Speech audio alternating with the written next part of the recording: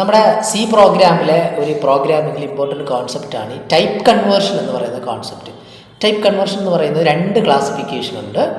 Implicit type conversion and explicit type conversion. Implicit എന്ന് പറയുമ്പോഴത്തേക്ക് the compiler automatically convert one type to another type. ഇനി എന്താണ് ഈ type? Data ടൈപ്പാണ്.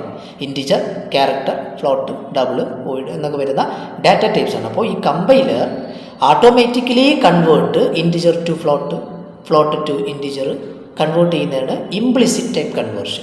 ഇനി എക്സ്പ്ലിസിറ്റ് എന്ന് പറയുന്നത് ദ പ്രോഗ്രാമർ അല്ലെങ്കിൽ യൂസർ നമ്മൾ എന്ത് ചെയ്യും, നമുക്ക് വേണ്ട കൺവേർഷനിലേക്ക് നമ്മൾ എന്ത് ചെയ്യും, കോഡ് കൊടുക്കാറുണ്ട്. അതിനൊരു ഫോർമാറ്റ് ഉണ്ട്.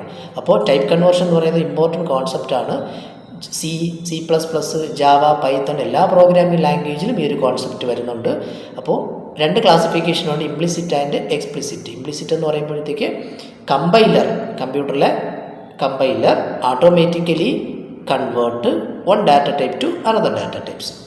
ദെൻ എക്സ്പ്ലിസിറ്റ് ടൈപ്പ് കൺവേർഷൻ എന്ന് പറയുമ്പോൾ പ്രോഗ്രാമർ നമ്മളാണ് കോഡിങ്ങിലൂടെ ഒരു ഡാറ്റ ടൈപ്സിൽ നിന്ന് മറ്റൊരു ഡാറ്റ ടൈപ്പിലേക്ക് കൺവേർട്ട് ചെയ്യുന്നത്.